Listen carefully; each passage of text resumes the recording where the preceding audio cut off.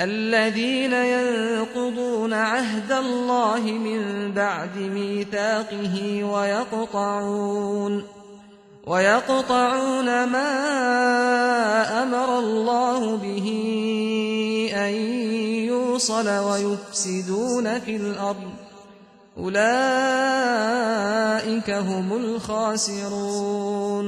أعوذ بالله من الشيطان الرجيم. بسم الله الرحمن الرحيم.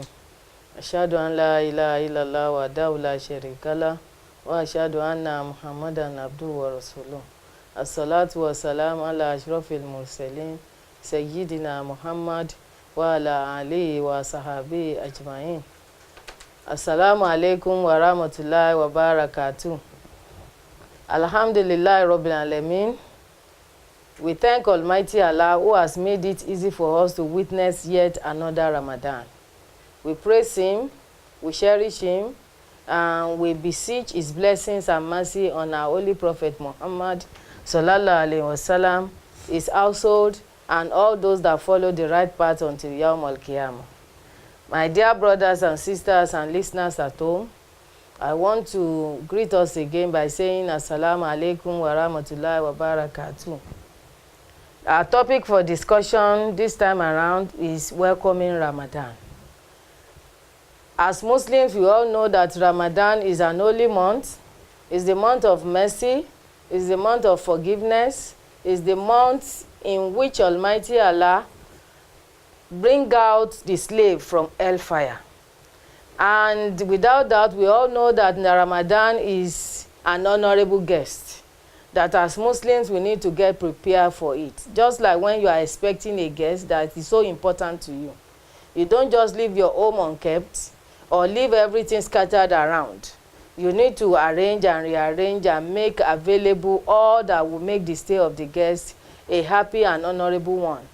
So, are we also expected as Muslims to prepare for Ramadan?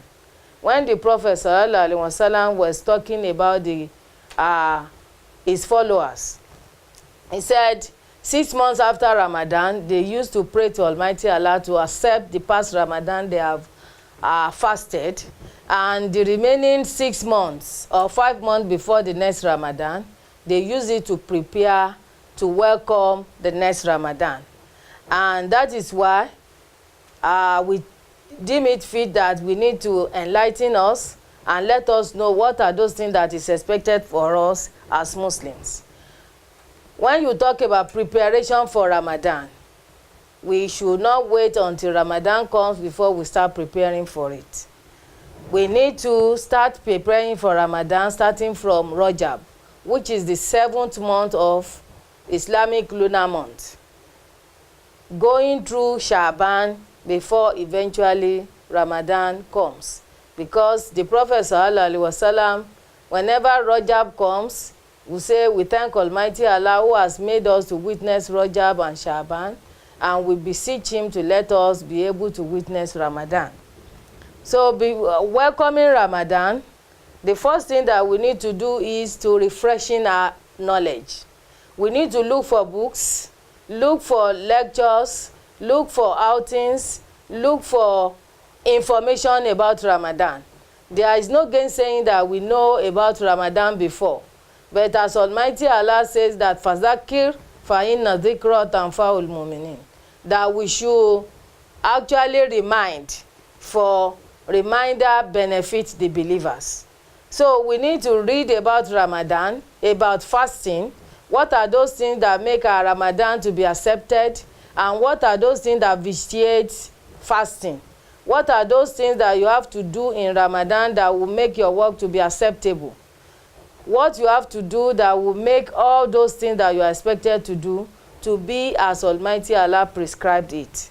So it is incumbent upon us as Muslims preparing to welcome Ramadan to increase our knowledge, to refreshing our knowledge, to seek for where we can get additional knowledge to what we have known before. Another one is that we should seek forgiveness and reconciliation. Before Ramadan, there is no gainsaying that we will have done one thing or the other for each other in terms of making mistake here and there. So because we are expected to enter into Ramadan with a very clean heart, with that brotherhood and sisterhood linkage between us and our fellow human being, so that when we enter Ramadan, we are going to enter with a very clean heart that will make our work to be acceptable. So we need to reconcile. If you have offended somebody, try to go to that person and seek for forgiveness. Seek for Allah's forgiveness, and if anybody has offended you, be magnanimous enough to overlook all that has been done, so that by the time Ramadan is coming, or when Ramadan has eventually come, you will have been in a state of purity without having any rancor or anything against anybody. Another thing is looking out for the new crescent of Ramadan. After you will have prepared your mind, prepare yourself, and looking forward to it, the next thing is start to calculate and looking out for the new crescent of Ramadan. Because the Prophet ﷺ, he said you should start fasting when you see the crescent, and you stop fasting when you see the crescent of Shawwal. So we should not be among those people that will say we have met, and within our council this is when we are starting fasting. Islam does not encourage that. And we should believe if anybody says he has seen the crescent and we have seen witness. It does not matter where the crescent is actually seen. If the Muslims have agreed, or in the council that we have all agreed to form, if they announce, or our leaders have announced that this is the crescent has been seen or sighted, then we are all expected to start fasting. Nobody should say until I see it with my naked eyes, until our Jama or our society or our organization declared that we should start fasting. So another thing is that in preparing for Ramadan and for the unity of the Muslims to actually be respected, we must know that Ramadan starts with the sighting of the crescent. Then another thing that we must do is that as Muslims, we need to set up a sort of countdown in our homes. Ramadan remains 10 days. It remains 15 days. And you continuously scrutinize it every day, because this gives you the sense of urgency that you are expecting something very important, and it makes you to be more prepared for the welcoming of Ramadan. Another thing that is very incumbent upon us is that as Muslims, we must be physically prepared. There should be physical preparation, because you find out some people, it is only in Ramadan that they realize they have malaria fever. It's in Ramadan that they realize they are sick here and there. As conscious Muslims, we must make sure that starting from Rajab through Shaban, you must go for medical tests, medical checkup, know the state of your health, and if you have any ailment, take very good care of it in preparation for Ramadan. For one thing that we must know, and that is well known among the Muslims, is that fasting in the month of Ramadan is highly rewarding, and nobody should pray to miss it for any reason, if not within the range of what Almighty Allah has made to be an exemption. Because the Prophet ﷺ said, if you miss one fasting in Ramadan, even if you use the whole lot of your life to fast, you may not get the same reward as the one you will have gotten in Ramadan. And then that make it incumbent on us as Muslims that physically we must be prepared for Ramadan.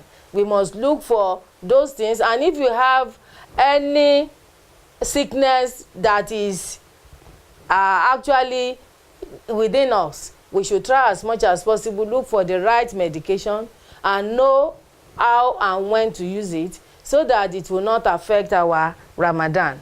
Another one is economic preparation. In as much as in Ramadan, we are not expected to eat too much. It's not a situation when we buy so many things and start showcasing it in Ramadan. But at the same time, we need to get whatever we want to use in Ramadan ready. Because by the time you have shopped before Ramadan, you have gotten most of the things that you actually needed.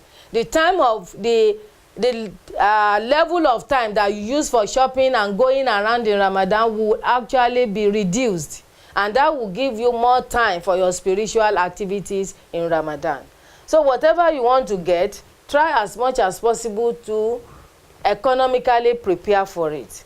Look for what you actually need that are necessities that will make your fasting and that of your children to be a very convenient and comfortable one, so that during Ramadan you will not have any cause to be running here and there, helter-skelter, looking for what to use for iftar or what to use for zahur. Another one is spiritual preparation. One thing is, he who fail to plan is actually planning to fail. Especially in Ramadan, you need to have your set of to-do and what are those things that you want to achieve spiritually. Ramadan is a spiritual month. It's the month of the Quran. It's the month of Ibadat. It's the month of Salawat. It's the month of Nawafil. It's the month of charity. يا أيها الذين آمنوا كتب عليكم الصيام كما كتب على الذين من قبلكم لعلكم تتقون. So as Muslims, you need to have your preparation for it. How am I going to be observing my salawat? How many rakas of nawafil am I going to be offering every day? For this Ramadan, how many Quran am I going to finish? And it's not only knowing the number of Ramadan you are going to read for Ramadan. You must map out the way by which you are to achieve it. Because if you don't map out how to achieve it, you may end up not achieving the goal you have set for yourself. The same thing goes for fasting. If you have not made up your mind to fast, or you don't know what are the do's and don'ts of fasting, one may end up fasting and getting the reward of only thirst and hunger. And another thing is on the issue of sadaqah, giving charity. There are so many things that you can give out as charity in Ramadan. You can decide to feed a fasting Muslim. You can decide to give a fasting Muslim water. Maybe during iftar, you decide, I don't have anything than to just put water in my fridge and take it to the mosque when it's time for iftar, for people to get something to cool their fast. Another thing is that when you talk about spirituality, you talk about observing tahajjud, tarawih. Is an extra thing that if the mind is not prepared for it, especially with all the stress of fasting, all the stress of preparing iftar and zahur, especially for the women, you may end up not doing anything. So that is why you need to be spiritually prepared, and you must have your timetable. What to do, timetable, the time and specific thing that you want to do at that particular time. So these are very, very important, because in Islam, Ramadan is not only about fasting, but it's about getting closer to Allah, getting the mercy of Allah, and being ransomed from hellfire to paradise. Another thing that is very important is that when we talk about Ramadan, we should welcome it by greeting ourselves. When you see yourselves, greet yourselves. We are welcome, we are expecting the month of Ramadan, and so on and so forth. Another thing is that we must decorate our houses, decorate our mosques. Let everybody know that something special is about to happen in our area. Our streets can be decorated. We have flags, we have so many other decorating materials that we can use to decorate our schools, our offices, our cars, and even our compound, so that let people start asking questions, what is happening here? And that will be an opportunity for us to enlighten them. Another preparation is planning preparation. This planning preparation starts from individual planning. Okay, how am I going to organize myself? What are those things that I'm to do on a daily basis for me to achieve what I have to achieve in Ramadan. We have family planning. Within the family, we need to sit down together and we need to agree, okay, when are we having usra in our homes? When are we having tafsir in our homes? When are we actually doing Quranic explanation? A situation when the whole family will come together and we are going to maybe take a verse of the Quran in Ramadan, and everybody will now think about it and talk about what they actually know about it. Another thing is, how do we plan our house chores? Who does what among the children and the mothers, or the mother and the father at home? Then you have the community planning. Within our community, we have mosque. We have Muslims, fellow Muslims, brothers and sisters. We need to know within our mosque, what are we going to do? Are we planning for Ramadan lectures? How are we going to be rotating it among ourselves? Is it going to be every day? Is it going to be weekly? Is it going to be within the families, or we are going to combine the families together? All these are part of a preparation for Ramadan.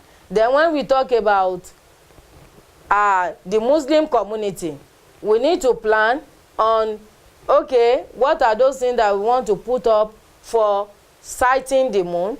And when the end of Ramadan comes, how are we going to actually circulate the information? Is it through the phone? Is it through the internet? Is it through our leadership? Is it through our mosque? All these are part of the planning that we need to do. Then another thing is, when we talk about preparing for Ramadan or welcoming Ramadan, we must be ready to sacrifice. We must be ready to put in a lot of things in order to make that month to be a very comfortable one for us and for those people that is going to fast. We need to enlighten people around, let them know that the month of Ramadan is around. It's not just an ordinary month, but it's the month of mercy and the month of honor that everybody needs to get prepared for. Another thing is that we need to prepare on the activities in the mosque. The tafsir that we are going to do for the month, is there going to be any iftar sawim in our different homes, in our community, or in the mosque? We need to organize. How are we going to actually fund this? We should not wait until Ramadan comes until we do all this. Another thing is that we should also plan some charity endeavor to do during Ramadan. We can do it on family basis. That, okay, for this Ramadan, we are going to buy maybe this amount of dates, this amount of clothing material. Children in the motherless homes, they needed, we want to go there and give it to them during Ramadan. Or the old people's home, what are those things that they actually needed? The hospitals, because we know whatever we do during this month, we are going to get multiple reward. So we need to enlighten ourselves, and we need to sensitize people that they should be more awake to the fact that they need to spend in the way of Allah. Then we need to read the Quran, make the Quran our friend even before Ramadan comes. Because whatever you do before Ramadan will be like a sort of a preamble that will prepare you for the main event, which is Ramadan. The more the Quran you are able to read before Ramadan, the more fluent you'll be during Ramadan. And not only reading the Arabic, create time to know the meaning of what you are reading. So get very good tafsir books. As you read, get the meaning, get the tafsir of what you are reading, and take it into practice. And enlighten others about what you are actually talking about. So all this is making us to get prepared towards Ramadan. Another thing is that as somebody welcoming Ramadan as Muslims, we must try as much as possible to get ourselves ready to help others. Be ready at any point in time to sacrifice your time, to sacrifice your wealth, and to be patient enough that nobody can push you to the wall, that you go to the extent of doing anything that will go against the law of Almighty Allah during the month of Ramadan. Create enough time for yourself to prepare yourself to be patient, to persevere, and to have that large heart to accept anything that anybody may do at any point in time, because Ramadan is a month that does not allow us to involve ourselves in so many things that ordinarily we will have done and just get away with it. So when we talk about welcoming Ramadan, as Muslims, we have a lot to do, and not only on ourselves, we need to do a lot on our family members. Our children are not left out. Our wives, our husbands, they need to be carried along. The same thing goes for our colleagues in the offices, our members who are selling with us in our shops, on our stores in the market, and the community generally. We need to create the awareness and let people be aware that actually Ramadan is coming and we need to get prepared. We need to make sure that during Ramadan, as Ramadan is coming, we reduce our activities that lead to this world, so that we have enough time to face the activities of Ramadan to gain maximally from that Ramadan. So without doubt, I think with these laid out points, we all know with what we had before is a refresher to what we have known, and I believe Almighty Allah will make it more understanding to us. Almighty Allah will make us among those people that are actually listening to us and take the best out of it at the end of the day. I pray may Almighty Allah make this Ramadan to be an honorable one for us, a rewarding one, and I pray it's not the last one that we are going to fast on heart. And all the act of ibadah that we involve ourselves in this Ramadan, may Almighty Allah accept it as an act of ibadah.